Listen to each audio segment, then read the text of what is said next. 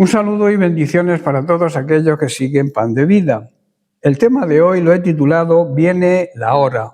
En el Evangelio de Juan, capítulo 5, versículos 28 al 29, Jesús nos dice: no os maravilléis de esto, porque vendrá la hora cuando todos los que están en los sepulcros oirán su voz, y los que hicieron lo bueno saldrán a resurrección de vida, mas aquellos que hicieron lo malo a resurrección de condenación. Viene la hora, es la palabra clave. Jesús nos habla con una gran verdad que debería estremecernos el corazón. Viene la hora, no dice tal vez, no dice algún día lejano vendrá, dice viene la hora, viene ya la hora. Es decir, la historia tiene un gran sentido y nuestra vida no camina hacia el vacío, sino a un encuentro eterno. La voz que un día nos llamó a la existencia será la misma voz que nos llamará desde la muerte. No una voz cualquiera, sino la voz del Hijo de Dios, y ante esa voz nadie quedará indiferente. Todos saldrán, todos despertarán, porque la última palabra no la tiene la muerte física, sino Cristo. Pero el Señor añade algo que nos compete profundamente: los que hayan hecho el bien y también los que hayan hecho el mal. No habla de teorías, ni de discursos, ni de sermones, ni de apariencias religiosas. Habla de una vida vivida, de decisiones concretas, de obras nacidas del amor o del egoísmo. Hacer el bien no es simplemente no hacer daño, es dejar que la vida de Dios transforme la nuestra. Es amar cuando duele, es perdonar cuando cuesta, es servir cuando nadie te aplaude. Y hacer el mal no es solo el pecado grave y visible, sino cerrar el corazón, vivir de espaldas a Dios y a los hermanos. Esta palabra no debería ser para asustarnos, sino para que despertemos, porque todavía estamos a tiempo, todavía hoy su voz resuena, no quizá desde el sepulcro, sino desde el Evangelio, desde la conciencia, desde nuestro propio interior donde mora el Espíritu Santo. Debemos vivir, por tanto, como quienes saben que la vida es seria, pero también como quienes confían en la misericordia de Dios.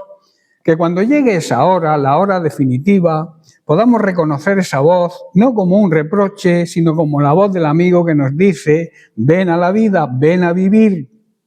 En Apocalipsis capítulo 11, verso 18, también hay unas palabras para la Iglesia.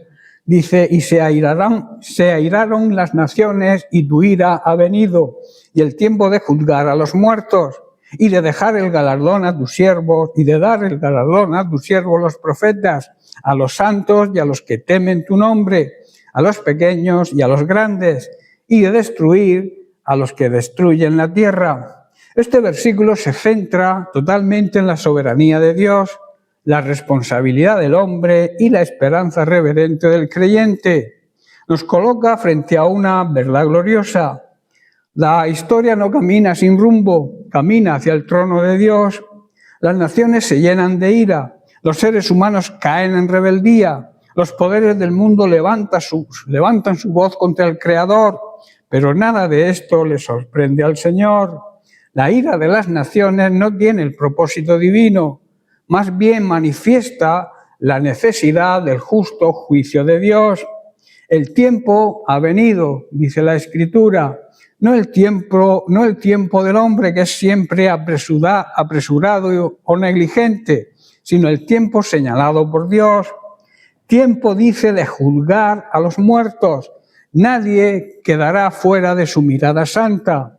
Aquí se nos recuerda que la muerte no es el final, sino la antesala de rendir cuentas. Vivimos en una época que evita hablar de juicio, pero la palabra de Dios no lo oculta, porque el juicio de Dios es parte de su justicia perfecta.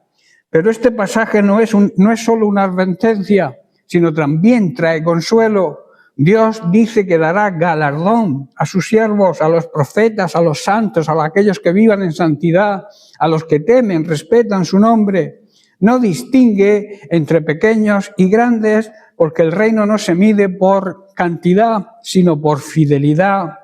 El vaso de agua dado en su nombre, la oración en secreto, la perseverancia en medio de la prueba, nada quedará olvidado delante de Dios. Y finalmente, el texto declara que el Señor destruirá a los que destruyen la tierra. No es un arrebato caprichoso, sino la respuesta santa de Dios contra toda obra que corrompe, oprime y se levanta contra su diseño, su plan y su voluntad.